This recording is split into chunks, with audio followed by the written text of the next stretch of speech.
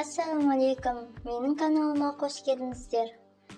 Bugün biz grechkadan kotlet pişirетін bolamыз.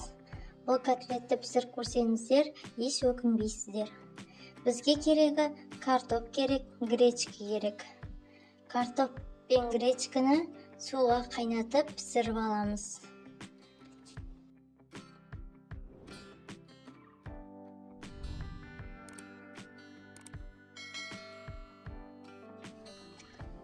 Картоп піскеннен кейін суын төгіп тастап, оны еземіз. Езгеннен кейін оған еш нәрсе қоспайсыз. Сүт, тұз, бұрыш ондай қажет емес.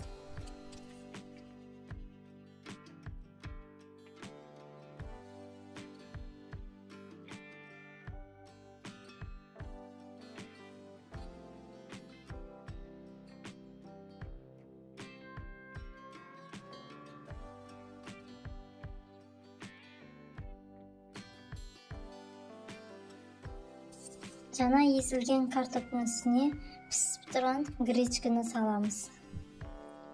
Екеуін жақсылап араластырамыз. Тұз, бұрыш, дәмдеуіштер қоссаңыздар болады.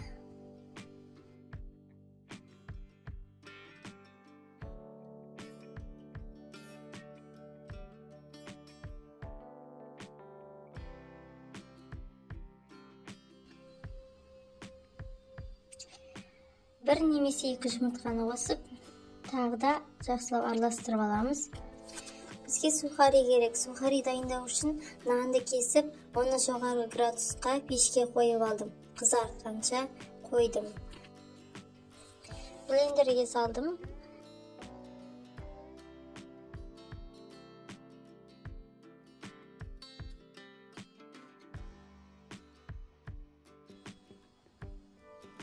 Міне осылай сухариіміз дайын болды.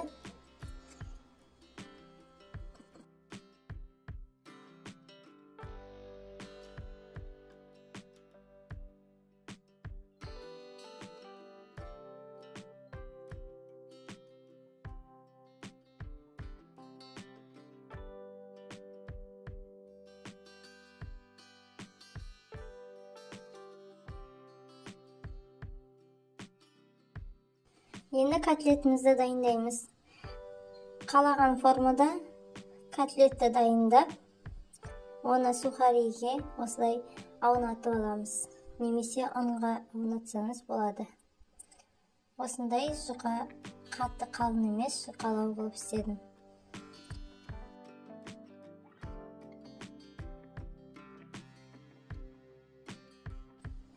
Дайын болған котлеттерді қызып тұрған майға екі жағын аунатып пісіріп аламыз. Тек қызарғанша ғана.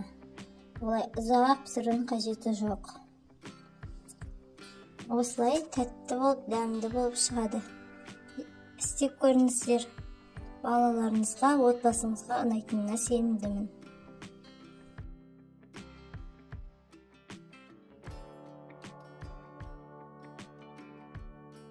Барлық қыз-келіншектердің қолынан келетін ас мәзірі.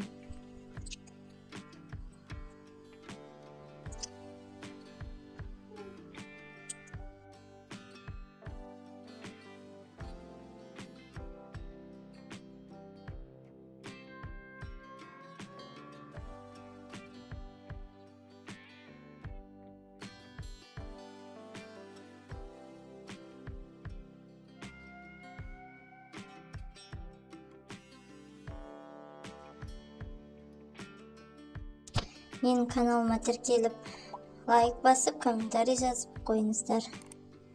Қош сау болыңыздар. Ассаламу алейкум.